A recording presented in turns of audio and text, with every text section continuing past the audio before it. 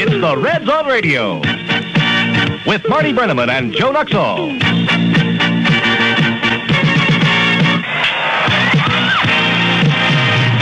The 1981 Cincinnati Reds are on the air. Reds baseball is brought to you by Natural Light Beer. The difference is what we put in and don't put in. And by your full-service Marathon dealers and distributors, people who got together to do it better.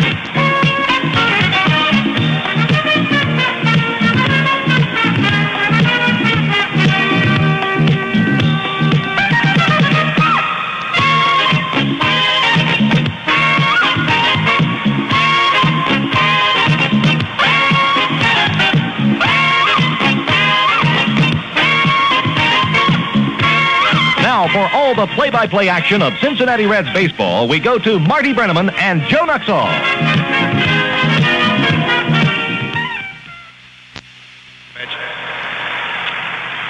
We ask at this time you join us in a brief moment of silence as we give thanks for the physical recovery of President Ronald Reagan. We trust you join us in sending to him the very best wishes of all Cincinnati Reds fans and baseball fans everywhere.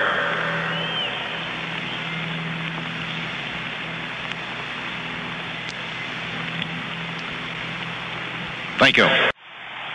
Good afternoon, everybody. From Riverfront Stadium in Cincinnati, we bid you welcome to Reds baseball. Opening day 1981, a capacity crowd on hand, and you talk about the weather, it has to be the finest weather for an opening day in Cincinnati in maybe more years than people care to remember. The Reds against the defending world champion Philadelphia Phillies. Tom Seaver on the mound for the Reds, lefty Steve Carlton for Philadelphia, two lead pipe future Hall of Famers. And we'll be back to take a look at the opening day starting lineups in just a moment. Now the starting lineups today. First for the Philadelphia Phillies, leading off and playing first base will be Pete Rose. Batting second at second base, Manny Trio. Big McBride will be in right field batting third. Hitting fourth at third base, Mike Schmidt. Batting number 5 in left field, Gary Matthews. Hitting sixth in center field, Gary Maddox.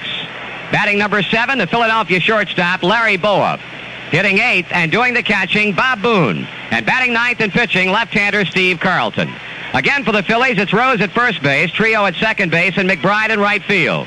Schmidt at third, Matthews in left field, Maddox in center. With Boa at shortstop, Boone catching, and Carlton pitching. For Cincinnati, to lead it off in right field, Dave Collins. Batting second, center fielder Ken Griffey. Dave Concepcion will be at shortstop, and he'll bat third. Hitting fourth in left field, George Foster. Batting fifth, the catcher, Johnny Bench. Hitting number 6, first baseman Danny Dreesen. Ray Knight will play third base and bat 7th. Hitting 8th at second base, Ron Oster. And batting 9th, the Cincinnati pitcher, right-hander Tom Seaver. Once more for the Reds, it's Collins in right field, Griffey in center field, and Concepcion at shortstop. Foster in left, Bench catching, Dreesen at first. With Knight at third, Oster at second, and Seaver on the mound. Well, game 1 of 162 as we lift the curtain on the 1981 season here today. The usual pomp and circumstance, if you will, that makes opening day in Cincinnati so very, very unique in all of Major League Baseball. And right now, the Reds are being announced as they break out of the first base dugout to take the field. Joe, right now, a lot of expectations reign in the Reds dugout, in the Philadelphia Phillies dugout for a successful season.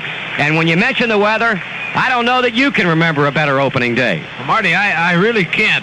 Not a day in the 70s. We can recall some nice days, but this is absolutely the best that we can recall, and very comfortable. And I'm sure since you've been here, there's not too many times you can look into the stadium and see people in shirt sleeves, and we see an awful lot of them in shirt sleeves. In fact, I think one of the interesting things is even some folks that have some suntans and possibly did not make it to Florida. But it is an interesting day here at Riverfront, and a big one, as the opener always is in Cincinnati. And of course, 2 Super Bowl clubs, the Phillies, of course, world champions of last year, and the Reds, who finished very close and almost got there, but not quite.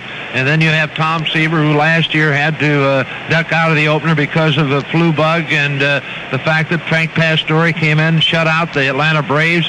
And you have Steve Carlton, as you said, a Cy Young Award winner and another for sure Hall of Famer. So everything points up to an excellent ball game here this afternoon, and we could see some offense too. When you look at Mike Schmidt, the most valuable player in the National League last year. You look at the acquisition of Gary Matthews in left field, missing, of course, Greg Luzinski, and the rest of the ball club, the Phillies, about the same. In fact, it is the same, and the same for the Reds. So we're ready to go, and may I wish you the best of luck.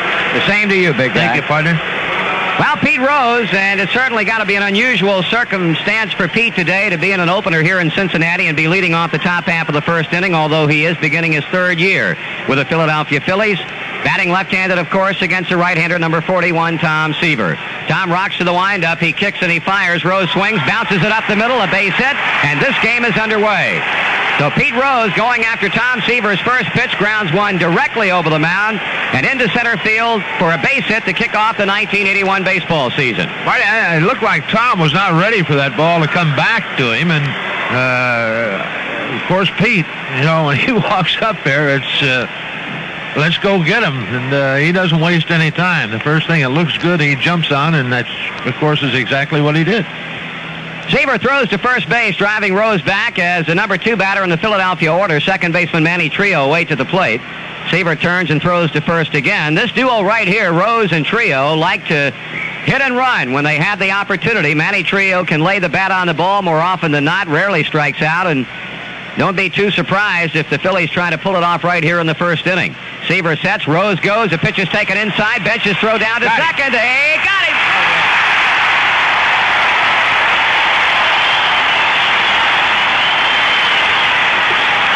Marty, of course, John was talking about his elbow, and as you know, he had problems with it all spring, and to be quite honest, John says he still has problems. But I think right there you can see the value of the AstroTurf with the long hop to Davey, and consequently Rose being out. But John does not have the zip right now on his throws.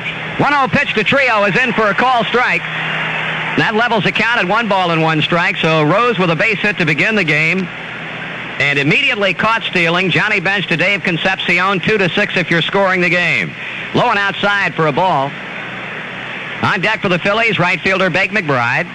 Philadelphia, of course, winning it all in 1980. Defeating Houston in the postseason playoffs, beating Kansas City in 6 in the World Series. Strike 2 call. Seaver works the outside part of the plate to jump out in front of Manny Trio at 2 balls and 2 strikes. The outfield really giving Trio the left field foul line. They just play for him to hit the other way. Seaver bringing it back to the plate, and Trio swings and hits one to right field. Dave Collins going back and toward the line, and he's there to make the catch. 2 down here in the Philadelphia first inning as we offer the always constant reminder this copyrighted broadcast is authorized and the broadcasting rights granted by the Cincinnati Reds solely for the entertainment of our listening audience. Any publication, rebroadcast, or other use of the descriptions and accounts of this game without the express written consent of the Cincinnati Reds is prohibited. The announcers on this broadcast are employed by the Cincinnati Reds. 2 down, nobody on for Philadelphia. Left-handed batting Bake McBride stands in against Seaver. Tom to the plate. McBride takes just inside for a ball. Danny Dreesen at first, Ronnie Oster at second, Dave Concepcion the shortstop at third, Ray Knight. In the outfield, George Foster, Ken Griffey, Dave Collins from left to right and bench behind the plate. Seaver again coming in on McBride to fall behind at 2-0. As Joe mentioned, a shirt-sleeve crowd here at Riverfront Stadium. You could not ask for a better opening day in this part of the country than that which prevails in Cincinnati today. Swing and a foul back. Temperatures are expected to peak somewhere in the low 70s. Just a great, great day for baseball. 2 balls and a strike on Bake McBride as Mike Schmidt moves out of the Philadelphia third base dugout and toward the on-deck circle. Johnny Bench sending out the sign. Seaver brings a 2-1 pitch plateward. McBride bounces along the first baseline. It's a foul ball. Johnny Bench running out to pick it up. Ed Bargo, our plate umpire, you couldn't ask for more of a veteran than we have calling balls and strikes today. At first base, Satch Davidson, Terry Tata at second, and over at third, Jerry Crawford. McBride taking the bat back from the bat boy and will step back in with a count holding at 2 balls and 2 strikes.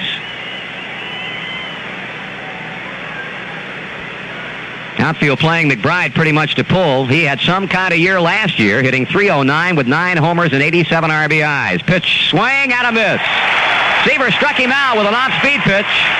So Philadelphia's first inning shows no runs, 1 hit, no errors, and nobody left on. And after a half inning of baseball, in this, the Major League opener, Philadelphia nothing, and Cincinnati coming to bat.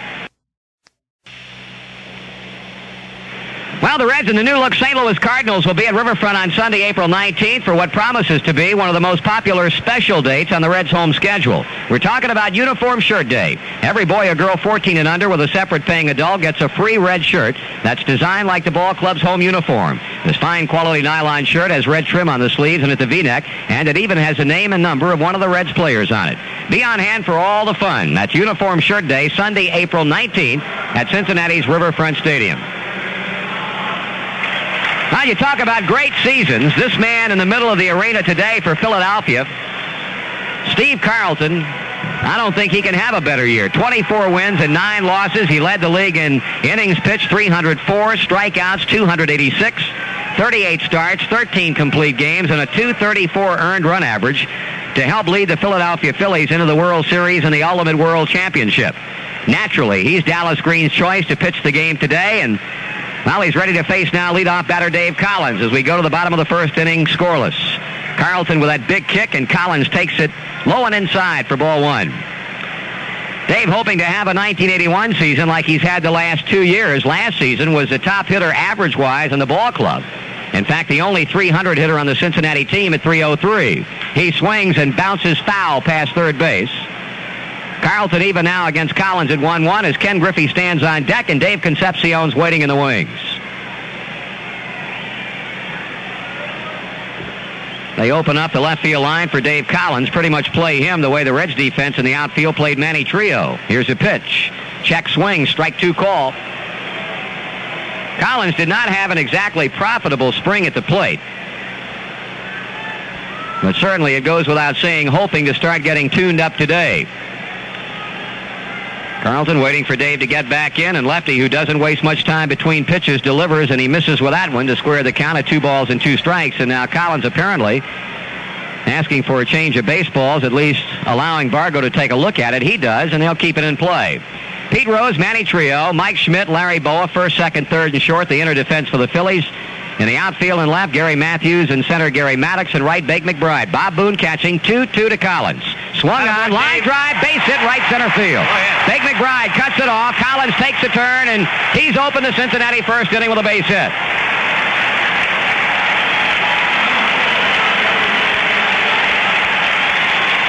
Now, Dave Collins duplicating the feat of Pete Rose in the top of the first inning, and a good job by Bake McBride to cut it off. Marty, something interesting I think might pop up here right away, and Steve Carlton's move to first base. I think he had 5 or 7 balks called on him during the course of spring training, and we'll see what happens. Collins with a short lead, and Carlton, as expected, throws to Pete Rose. Ken Griffey, an excellent spring at the plate. Carlton comes to him, and Griffey bluffs a bunt and takes it down and away for ball 1.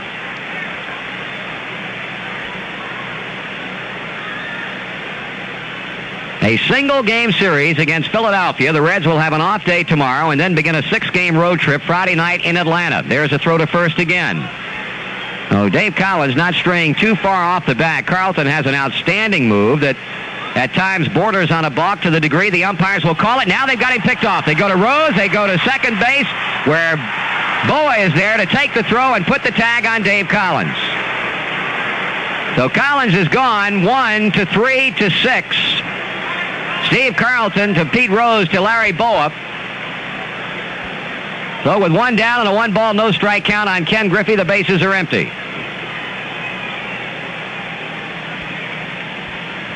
Here's a pitch to Griffey, swung on, and a bullet into center field, a base hit. Over to play the ball, Gary Maddox, 2 for 2, Cincinnati against Steve Carlton, but after Collins is nailed trying to steal, Griffey lines one to center field, so he's aboard with 1 out and bringing shortstop Dave Concepcion to the plate. I think any doubts that anybody might have had about the return of Dave Concepcion to form, and certainly it doesn't count as far as the regular season is concerned, but his play in the field and at the plate was devastating down in Florida, leading the Reds in spring training home runs with 6. There's a throw, and Griffey's back.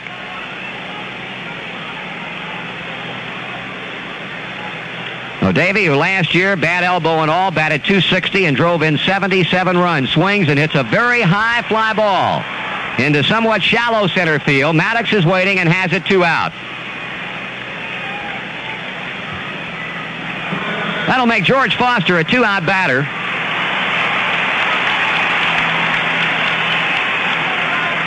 Foster during the spring batted .333 with 4 home runs and 12 RBIs. Concepcion hit .352, 6 home runs and 13 runs batted in. And Griffey .316 with a home run and 8 RBIs. So they were the big 3 average-wise during the 25-game spring training schedule. Last year, Foster hit 25 home runs and drove in 93 en route to a .273 average. Carlton looking to Griffey as he straightens up on the mound and deals to Rose at first. The Reds and the Phillies scoreless in the bottom of the first inning. The pitch to Foster, taken away for ball 1. We'll be in Atlanta Friday night, Saturday night, Sunday afternoon, and then Monday, Tuesday, and Wednesday nights of next week in San Diego against Frank Howard's Padres. Foster takes it up and in, 2-0.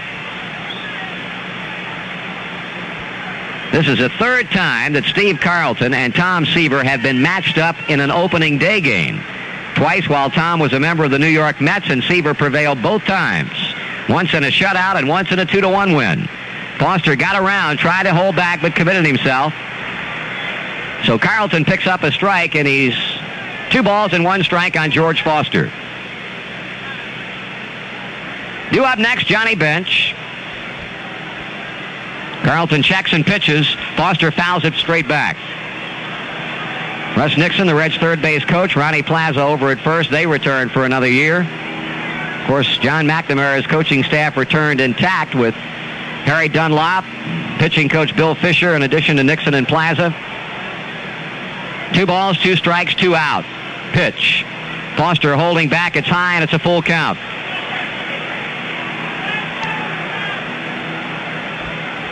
Carlton during the spring won 2 and lost 1 with a .368 ERA in 5 games encompassing 22 innings.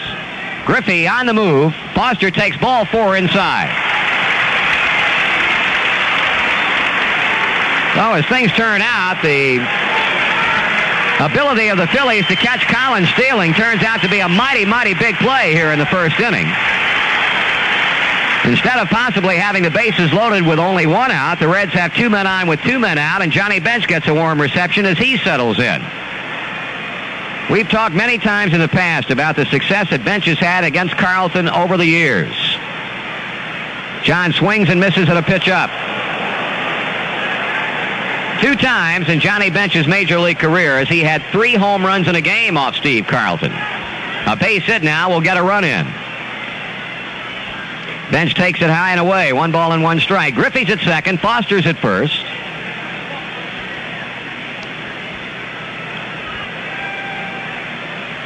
Bench waving the bat around as Carlton seeks a sign, gets it and pitches. And it swung on and popped up off of first base. Might have enough carry to get back in the seats at will.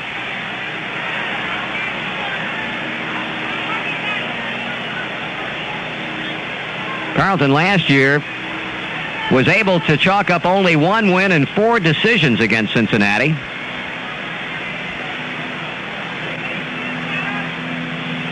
Reds have had good success against him. He's in front of Johnny Bench. He kicks and throws. Bench swings and pops this one up in the same location, except a little bit farther back in the stands. Off the first base line, the count holds at 1 ball and 2 strikes. Outfield playing Bench deep and toward left. Carlton with a look, checking the runners, pitching, and he's low and inside. It's 2 balls and 2 strikes. Ed Vargo giving Carlton a new baseball. Collins led off the inning with a base hit, was caught stealing. Griffey then singled to center. Concepcion fly to center field, and Foster draws a base on balls. 2-2 to Bench. That's ball 3 in a while. When it gets through Boone, Griffey goes to third. Foster moves to second. That'll be a wild pitch charged against Carlton. Well, it'd be interesting to see what they do now. Full count, and I'm sure that John will not get anything good to hit. If he does, I'll be surprised. With Danny Dreesen, of course, on deck. 3 balls and 2 strikes on Bench. The wild pitch allows both runners into scoring position. Carlton from the windup, and Bench swings and he fouls it off. Pitch was in on John. Of course, the thinking here with Dreesen coming up next and being a left-handed batter, Carlton, knowing full well the success that Bench has had against him, may just as soon pitch to Dreesen with the bases loaded. He cranks it up one more time, and Bench takes, and that's strike 3 call. Steve Carlton gets him looking. So Cincinnati with a threat, but that is all. No runs, 2 hits, 2 men left on. And after 1 full inning of baseball in the Major League opener, the Reds and the Phillies, 0-0.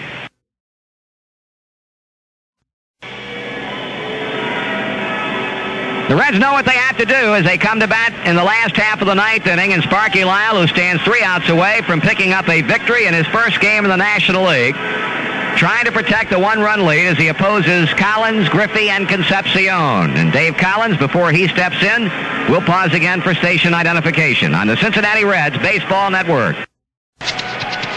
Dave Collins to lead it off. He's 2 for 4. Single in the first, a bunt single, and a run scored in the third. Since then, he has struck out and grounded to third.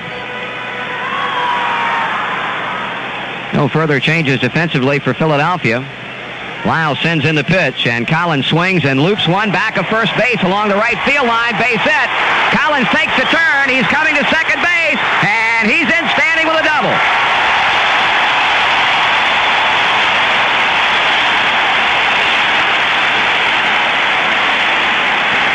Dave Collins hit a soft line drive over first base and hit fair by about 4 feet, and then kicked into foul territory down beyond the Reds bullpen, and by the time Greg Rose could get it back towards second base, Collins was in standing with a 2-base hit. So Philadelphia pitching, which has been able to rise to the occasion all afternoon, now has to do it again. Ken Griffey 1 for 4, a single in the first inning. Collins becomes the second Cincinnati player today to get 3 hits. The man on deck, Dave Concepcion, has 3. Here's Sparky Lyle, and the pitch is swung on, bounced ball up the middle, base hit. Dave Collins will score, and Ken Griffey has singled in the tie-in run.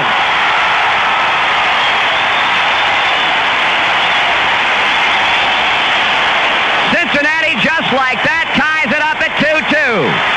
On a double to right by Collins and a ground single to center by Ken Griffey, and here comes Dallas Green. Doug McGraw, arms folded down in the Philadelphia bullpen, now plays a role of spectator as Davey digs in against the lanky, tall Ron Reed. Ken Griffey leading. Here's a pitch. Davey squares to bunt and does first base side, but a foul ball. Now, Davey being asked to give himself up in order to try and get Griffey at second base for Mr. Foster and Mr. Bench. The Reds have out-hit the Phillies 12-7.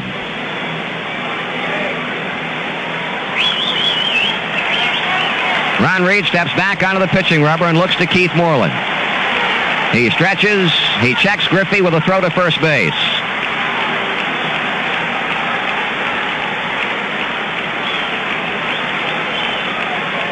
Now he's back looking for the sign again. Out in front of strike on Dave Concepcion. A quick throw to first base, and again Griffey steps back.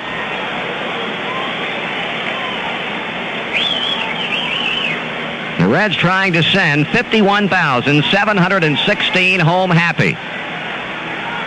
The pitch is bunted first base side, a foul ball again. Strike 2. This is an area that the Reds were so very adroit in during spring training, and that is the ability of putting down a good enough bunt to advance a runner. Ray Knight was called upon to do in the 8th inning after the leadoff double by Dreesen, and he got the job done, and Davey now has bunted 2 straight pitches foul. Let's see what John McNamara is going to have him do on this next pitch. A 2-2 tie in the last of the 9th inning. Griffey at first, nobody out. Ron Reed in relief of Sparky Lyle. He brings the pitch up there, and Davey takes it below the knees for a ball.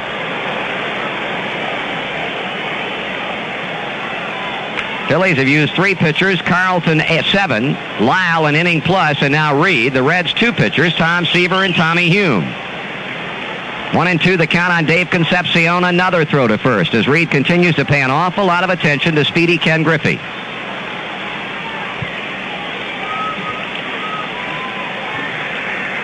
Davey waves the bat around. Here comes Reed with the next pitch. It's on the way. Swung on and fouled off. The defensive alignment in the Philadelphia outfield has been somewhat mystifying all day. Case in point, the way they play Concepcion here in the ninth. Matthews in straightaway left center. Maddox shading him toward right. Greg Gross pretty much straight away and fairly deep in right field. Davey pulls one over third. He can run all day. Here comes the one. Nope, the throw to first again. Can't fault Ron Reed for trying to keep Griffey close because Kenny represents a winning run. The right-hander brings the hands to the belt. There goes Griffey. Davey swings and misses. Moreland's throw down to second, into center field. Here comes Griffey on his way to third. He's in standing. Dave Concepcion strikes out, but Ken Griffey steals second base, and the throwing error by Keith Moreland moves him to third.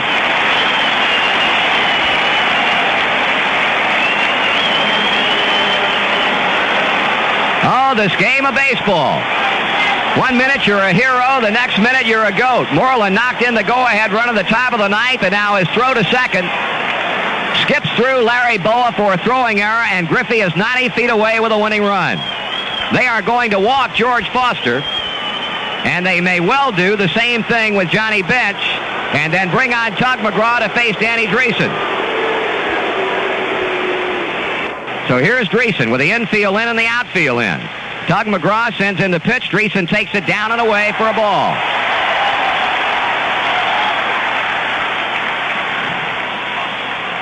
Danny 0 for 2 has struck out, line into a double play, and in between a couple of walks.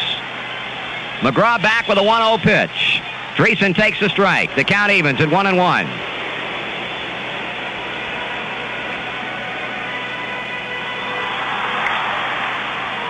Right now, Keith Moreland goes out to the mound to chat with McGraw along with shortstop Larry Boa.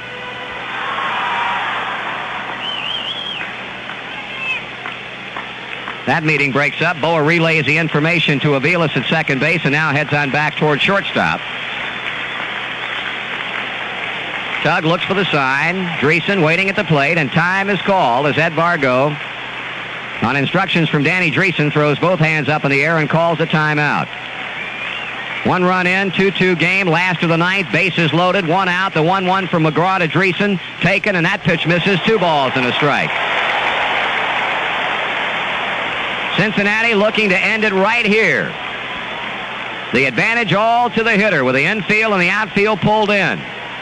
McGraw glances to third at Griffey, comes back to the plate. Dreesen takes it high and inside, ball 3. So Tug McGraw can ill afford to throw another one out of the strike zone. He's got to come to Danny Dreesen with this pitch right here. And here it comes, a 3-1 to the plate. Swing and a miss. Full count on the Cincinnati first baseman as McGraw quickly goes to the rosin bag and now gets set to deliver the payoff pitch. It's on the way, and Dreesen takes ball 4. That walk forces in Ken Griffey with a winning run, and this one belongs to the Reds.